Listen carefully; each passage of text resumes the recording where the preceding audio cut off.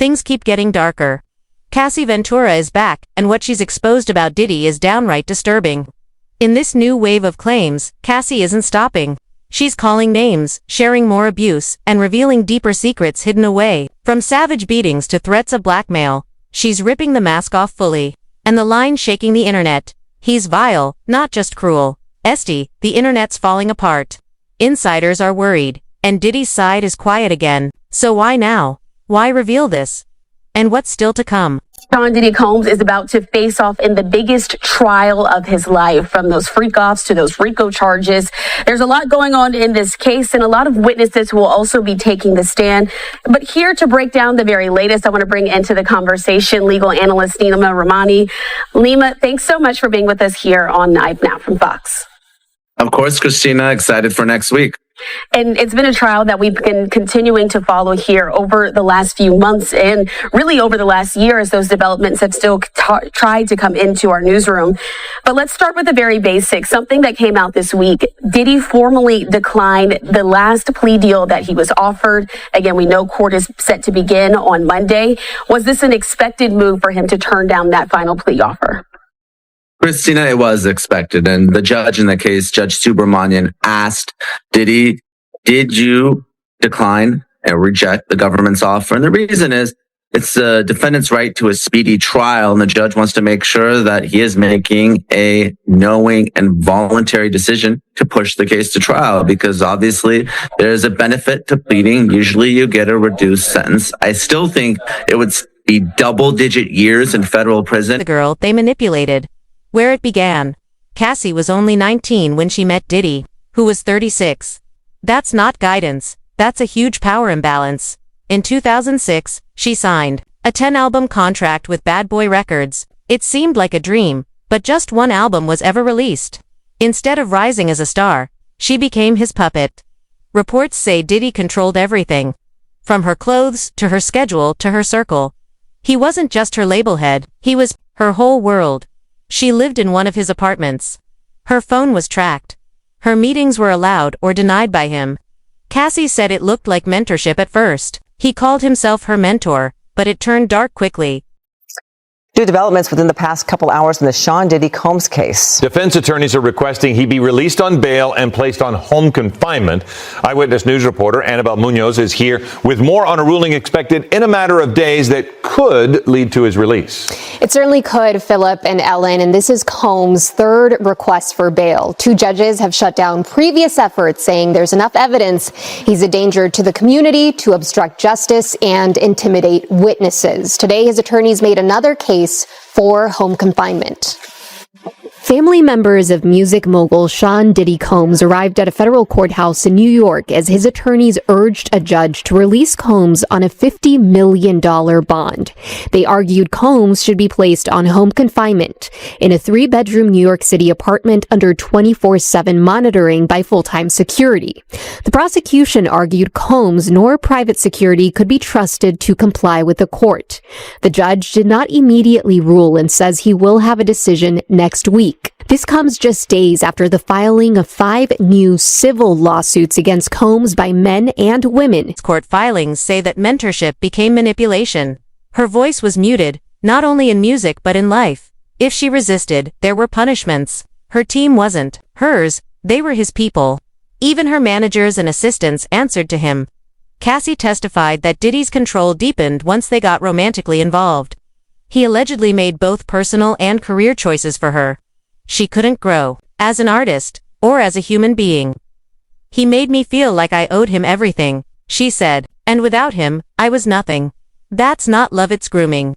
Over time, Cassie said it turned into emotional abuse. She felt cut off. He had the money, the power, the network. She told the court, he convinced me no one would ever believe me, and for years, no one did. But now proof is surfacing, and the story's shifting. That so-called mentorship didn't end at controlling her image, it twisted into something far darker. Cassie's next testimony revealed the truth of what happened behind locked doors. What she described was pure nightmare, the freak-off factory, a secret world of exploitation. Cassie said it began when she was only 22. It wasn't a was in order to... In the meantime, let's go back to New York City. Want to get some updates On the case that is unfolding there regarding Sean Diddy Combs, these were the courtroom sketches.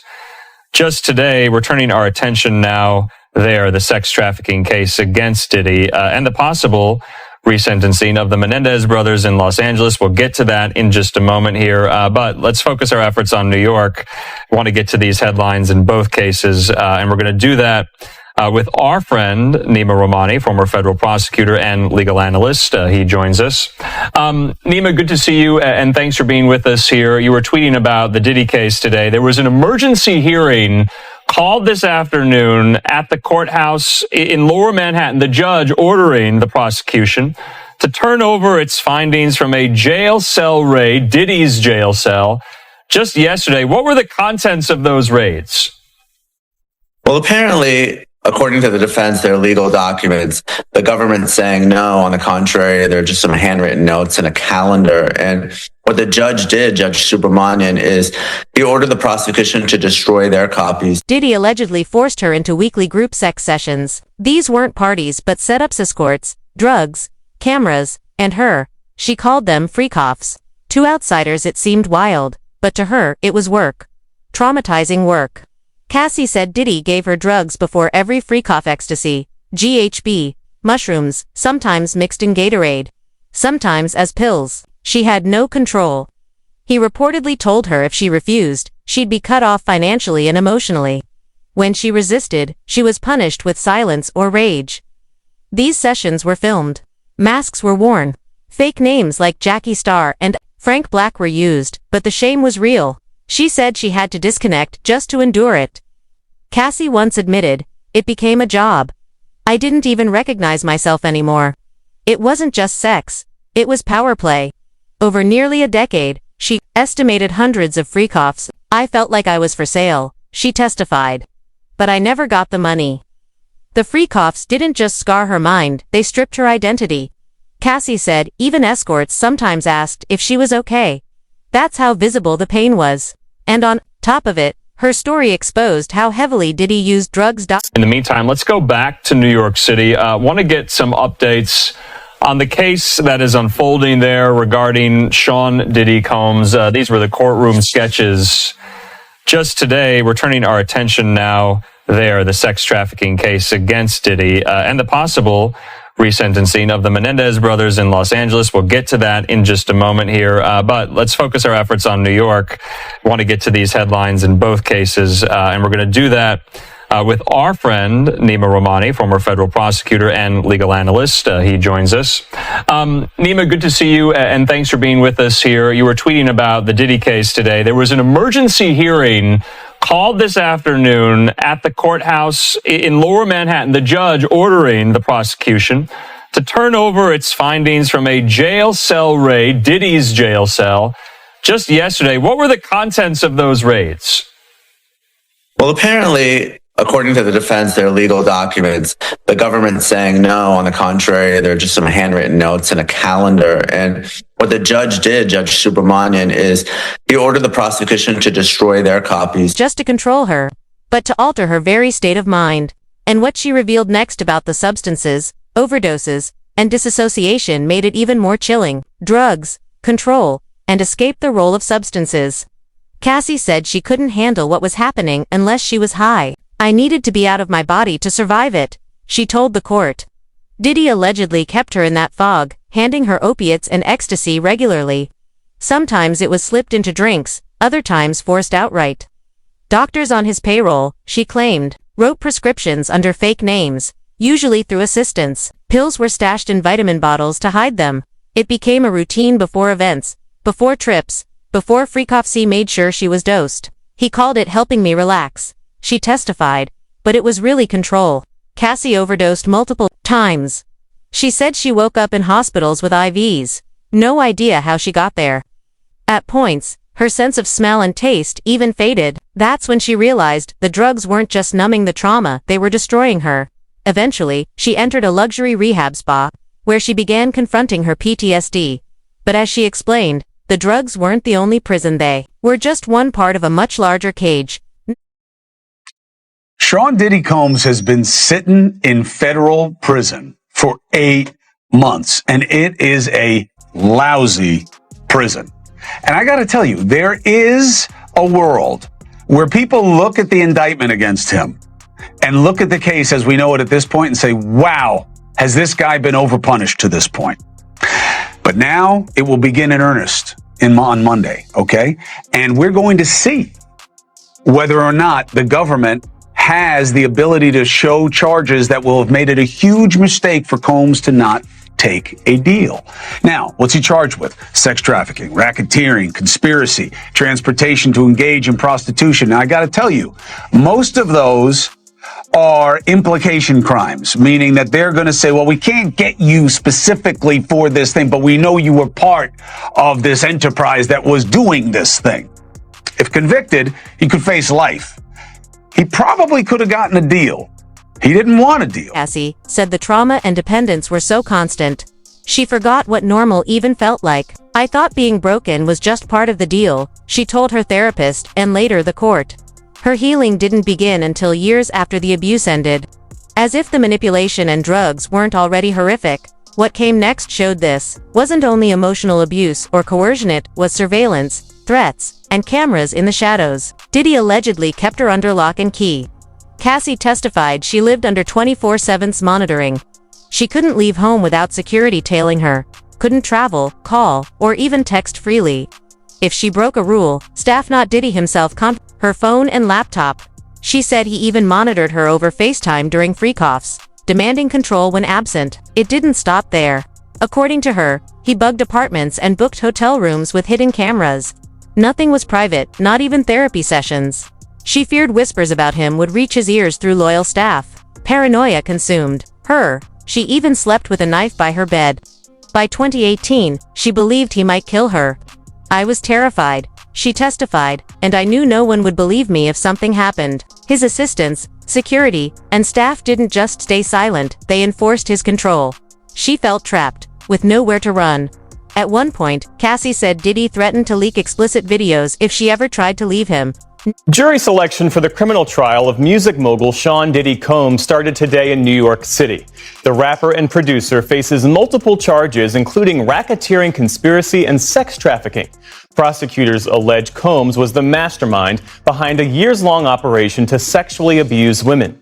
He denies any wrongdoing and rejected a plea deal that could have resulted in a lighter sentence. He faces life in prison if convicted. We're joined now by Gina Barton, investigative reporter for USA Today. Thanks for being with us, Gina. So jury selection started today. What are you hearing from your colleagues in the courtroom about how hard it's going to be to find people to serve on this case? The judge has estimated that it'll only take 3 days to pick a jury, but from how slowly things are going, it may take longer. They're interviewing each juror separately and individually. They have 150 people that they called in. One of them, they spoke to a single person for about 25 minutes. So it could take quite a while to find 12 jurors and some alternates. She believed it, too, because he had the footage, the wealth, and the power to destroy her. He made me feel like I was trapped in a house with no doors, she said. That's not love. That's surveillance disguised as protection. And then, add physical violence to that control. It wasn't just emotional abuse anymore, it turned brutal. The next part of Cassie's story is about bruises, black eyes, and a beating his own team had to cover up. Some of it even caught on video. Pushed, punched, paraded violence in public and private.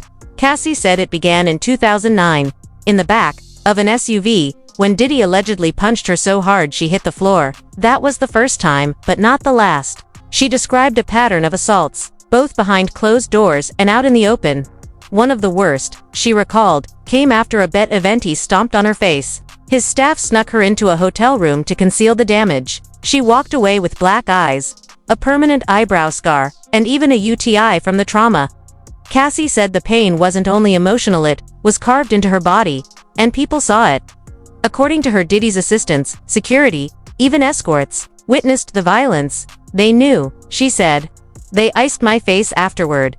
Day, May 8th, no one's in court, but they will return on Friday, May 9th, and I'll be there as well too. And on Friday, May 9th, they're going to try and cut down this pool of 45 people into 12 jurors and 6 alternates that they need to begin the trial on Monday. Monday is where opening statements start. Monday's date is, because I know people don't watch this in real time sometimes, Monday, May 12th is when opening statements begin in Diddy's trial. Now, yesterday in court, Wednesday, May 7th, there was some issues with the jurors because it's hard to find people that are either not connected to not even just Diddy in the story at this point, but also to some of the attorneys in the room and the judge. So there was one juror that took issue with being selected. He came onto the stand, and instantly you noticed, like you would notice in the court, that there was like a kind of like a little key that went down with him and the judge, and it's because he's actually litigated some cases with the judge. So of course, he was dismissed, and the jurors said, like, you know, I wouldn't be comfortable doing this because I think it may make it hard for me to litigate some other cases that I have coming up. So he was dismissed, but then, and the judge kind of didn't really. She said, they knew exactly what was happening, and they were part of it. There's even surveillance from the Intercontinental Hotel showing Diddy grabbing and dragging Cassie down a hallway. That footage is now evidence in the federal trial. For years, people assumed the rumors were blown out of proportion. But now, the proof is visible, and it's chilling. Cassie's testimony makes one thing clear. The violence wasn't rare. It was routine. He'd explode out of nowhere, and everyone acted like it was normal. She suffered in public, and nobody stepped. In that silence, that's complicity. And if you think the violence and control were the worst, brace yourself. Cassie said Diddy weaponized blackmail to trap her, even when she tried to walk away. The blackmail blueprint, how he allegedly used videos for control. Cassie testified that Diddy recorded everything, freak-off sex tapes, intimate moments, stored on iPads, laptops, and backup drives. They weren't trophies, they were leverage. Whenever she tried to leave, he threatened to release them. You'll have to answer to your mom when the world sees this, he once told her. On one flight, he reportedly opened his laptop mid-air and played the videos just to remind her who held power. Then he demanded sex. He made sure I knew I couldn't escape without the world seeing me at my worst. Cassie testified. Criminal trial for Sean Combs is set to begin tomorrow in New York with jury selection. Now, Combs has pleaded not guilty to multiple charges, including sex trafficking, and has denied all civil allegations against him. Now, sources say Combs' ex-girlfriend, Cassie Ventura, will be a central witness during the trial. Now, sources also tell CNN other witnesses expected to testify include his former sexual partners, a business associate, and a male sex worker. Joining me now to discuss is trial attorney and former senior assistant district attorney Otto Ekpo. Thank you for being here. Can you just put into perspective how significant this case is? This is a very, very significant case. I like to akin this is the Gen Z's, I guess, version of the O.J. Simpson trial. Wow. I was in 5th grade whenever the O.J. verdict came out, and I remember my teacher stopping trial, or stopping the court, stopping our courtroom just for us to figure out, like, what's going on. We got to figure out what's happening with this verdict. What's different in this particular case than the O.J. Simpson trials, that this is not going to be live streamed. Yeah. You know, in federal court, you can't live stream any type of court at all. You can't live stream any trials. And so your audience is really going to have to focus on how CNN is kind of letting them know how the New York jury selection begins this morning in the federal criminal trial of Sean Diddy Combs. Prosecutors accuse the former music mogul of abusing, threatening, and coercing people into what they say were elaborate and produced sex performances that were known as freak-offs. Combs has pleaded not guilty to charges of sex trafficking, racketeering, and transportation to engage in prostitution. If convicted, he could face life in prison. For more, let's bring in NBC News legal analyst Danny Ceballos, who joins us here on set. So the presiding judge hopes to have a jury in 3 days, given how well known Combs is. How realistic is that? Well, all bets are off now that in the last 2 years, Donald Trump was tried here in Manhattan, just a few feet away from this courthouse. And Donald Trump is arguably the most famous or infamous person in human history. And they seated a jury in state court in a matter of 2 or 3 days. Judge Subramanian can probably seat a jury in this case in 3-4 days. I don't think any more than a week. It moves much faster in federal court than it does in state court. So you can expect a jury. He said, the shame kept her trapped, and that was the whole point. It wasn't just empty threats either. Cassie recalled Diddy telling her, flat out, "You're not going anywhere. I'll ruin you." She believed him because he had the footage, the lawyers, and the PR muscle. She didn't even have her own team, her staff was his staff. Even after the breakup, her life stayed under his thumb. She described the blackmail as psychological handcuffs. The fear he'd leak something and wreck her image kept her silent for years. I was an object, she said. Shame was the weapon. Now, she's finally laying it down and speaking her truth. But it wasn't just Cassie. Others, women, assistants, even male staff allegedly witnessed and endured the same cycle. Some were beaten, some silenced, and while many still haven't spoken, a few havened, their accounts match hers. Her assistants, like Carrie Morgan and Christina Carorum, reportedly saw it all. Cassie said they weren't just bystanders. Some were victims too.